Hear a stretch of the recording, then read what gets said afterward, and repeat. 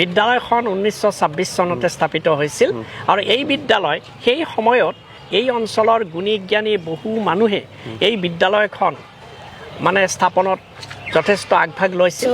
আমাৰ যিখিনি আমাৰ আগতে পঢ়ি যোৱা ছাত্ৰ ছাত্ৰী তেওঁলোকৰ লগতো আমি আলোচনা কৰিছোঁ আৰু নিমন্ত্ৰণ জনাইছোঁ যাতে আমাৰ শতবৰ্ষত সকলোৱে আহি আমাক অংশগ্ৰহণ কৰে।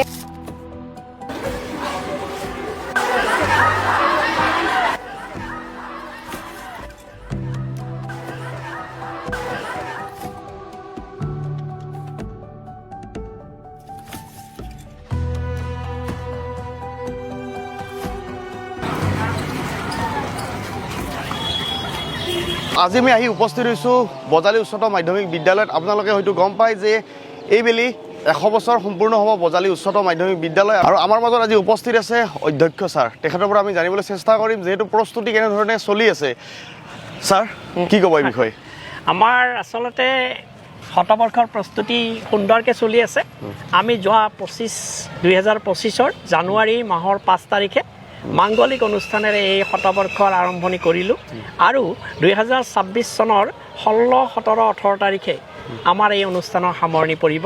বিদ্যালয়খন 1926 চনতে স্থাপিত হৈছিল আৰু এই বিদ্যালয় সেই সময়ত এই অঞ্চলৰ গুণী জ্ঞানী বহু মানুহে এই বিদ্যালয়খন মানে স্থাপনত যথেষ্ট আগভাগ লৈছিল। পাঠশালা বজাৰ সমিতি আৰু এই অঞ্চলৰ গুণী জ্ঞানী বহুতো বিজ্ঞ ব্যক্তি, কামেশ্বৰ দাসৰ নিচিনা এজন স্থিতপ্ৰজ্ঞ বিজ্ঞ ব্যক্তি এই বিদ্যালয়ৰ পৰিচালনা সমিতিৰ সভাপতিৰ দায়িত্বত আছিল। পূৰ্ণানন্দ চৌধুৰীৰ নিচিনা এজন মৌজাদাৰ জনহিতৈষী বিদ্যানুৰাগী ব্যক্তি এই অনুষ্ঠানৰ লগত জড়িত হৈ আছিল। তেনেধৰণে বহুত ব্যক্তি এই অনুষ্ঠানৰ লগত জড়িত হৈ এই অনুষ্ঠান স্থাপিত কৰিছিল 1926 চনত। আহি এই বিদ্যালয়খনে শতবৰ্ষ সম্পূৰ্ণ কৰিবলৈ লৈছে আৰু এই শতবৰ্ষত এই বিদ্যালয়খনে যিমানখিনি ছাত্ৰ ছাত্ৰীক শিক্ষাদান কৰি বাহিৰলৈ পঠাই দিলে, আজি পৃথিৱীৰ বিভিন্ন ঠাইত উজ্জ্বল নক্ষত্ৰৰ দৰে বজালী উচ্চতৰ মাধ্যমিক বিদ্যালয়ৰ সেই গুণীজ্ঞানী ছাত্ৰ ছাত্ৰীসকলে দেশৰ লগতে নিজৰ আৰু বিদ্যালয়খনৰ সুনাম কঢ়িয়াই আনিবলৈ সক্ষম হৈছে। শতবৰ্ষৰ এই শুভক্ষণত মই সকলোলৈকে সাদৰ সম্ভাষণ জনাইছোঁ, তেওঁলোকক মই আহ্বান জনাইছোঁ, সকলোৱে আহক এই বিদ্যালয়খনৰ শতবৰ্ষ এক জাকত জিলিকা অনুষ্ঠানেৰে উদযাপিত হওক। আপোনালোকে শুনি ভাল পাব।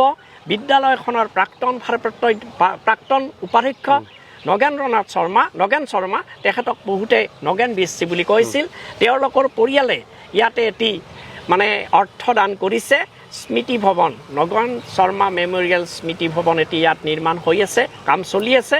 আৰু আন এগৰাকী অধ্যক্ষ দ্বিজেন্দ্ৰনাথ শৰ্মাৰ পৰিয়ালে ইয়াত এখন গেট শতবৰ্ষৰ নামত উচৰ্গা দিছে।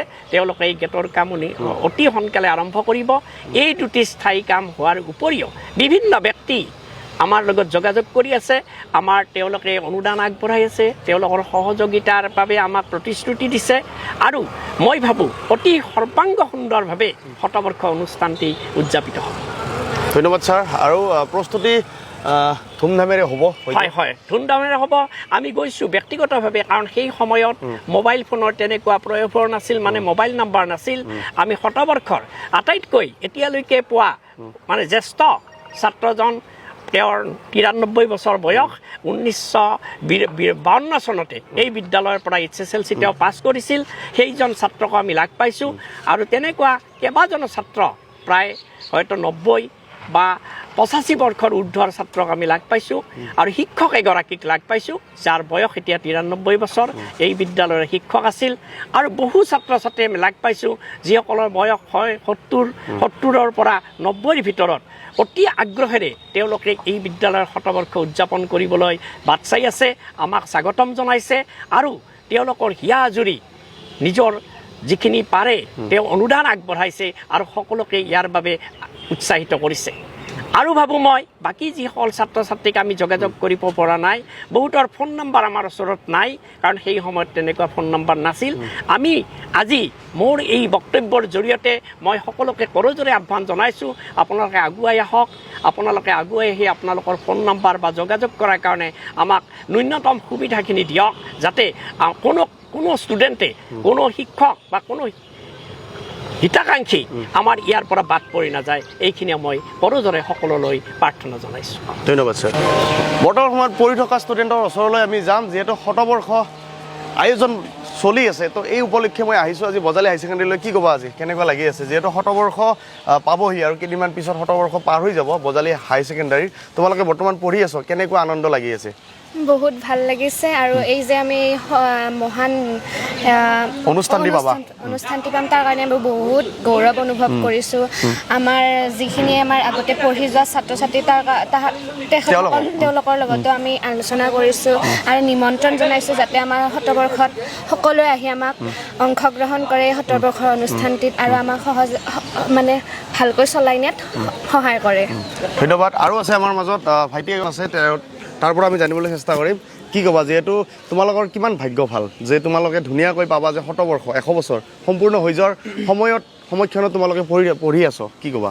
আমি অতি ভাগ্যৱান যে আমি পঢ়ি থকাৰ সময়ত শতবৰ্ষটো পালোঁ আৰু আমি যিমান পাৰিম আমাৰ নিজৰ দাদাসকল বা বাইদেউসকল আৰু লগতে ছাৰ বাইদেউসকল আমি সহযোগিতা কৰিব পাৰিম।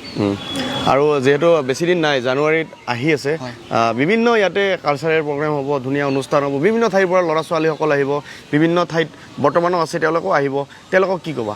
তেওঁলোকক মই সিহঁতৰ বাবে সিহঁতক আমন্ত্ৰণ জনাম আৰু লগতে কিমান হয়তো বহুত প্ৰতিযোগিতা হ'ব পাৰে, তেওঁলোকক মই সিহঁতক কংগ্ৰেচুলেট কৰিম। ধন্যবাদ। আৰু বিভিন্ন ষ্টুডেণ্ট আছে, তেওঁলোকৰ পৰাও কিছু কথা আমি জানিবলৈ চেষ্টা কৰিম। তোমালোকক ধন্যবাদ জনাইছোঁ যাতে অনুষ্ঠানটো ভালদৰে তোমালোকে সহায় সহযোগ কৰা চলাই নিয়ক। ধন্যবাদ।